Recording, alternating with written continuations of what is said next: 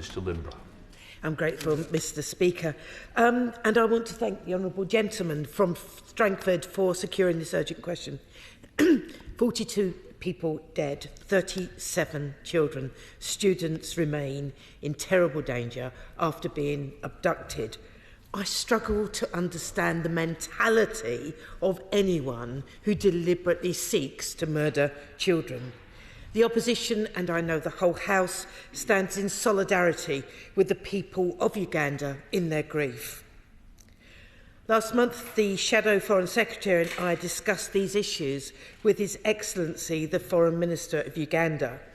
Insecurity in the region is a serious threat to many, many lives. It's also a threat to sustainable development and to UK interests. And sadly, it lacks the international attention that it deserves. The ADF are responsible for frequent massacres and brutality in the DRC. It seems most likely that they are responsible for this atrocity too. And the security situation could grow still more complex as the DRC elections approach this December. Can I press the Minister? What plans does the government have to update our sanctions on the ADF? Is he confident that he has the right resources to map illicit financial flows? And do we understand where we have leverage over those who support the ADF and other armed groups in the area?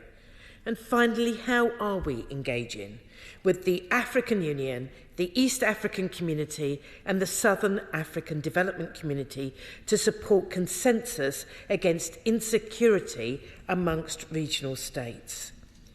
The ADF and hundreds of other armed groups that terrorise the region must be held to account. The government surely must update our support in solidarity with the people of Uganda. Minister. Well, the Honourable Lady makes a number of extremely important points, and I thank her for the tone and the content of her statement.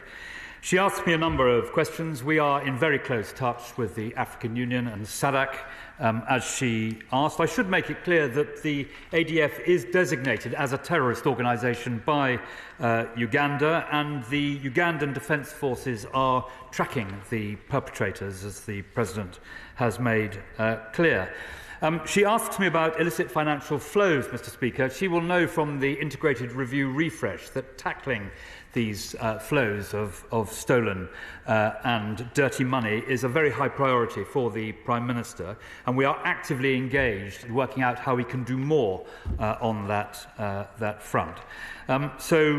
Finally, in terms of the processes that are engaged, which Britain is supporting, the Nairobi process, to which we have provided funding, is a very important aspect of how we bring some sort of order to the Eastern DRC, which, as she implied and knows well, is a source of enormous worry to all the surrounding regional countries, as well as to us and many others.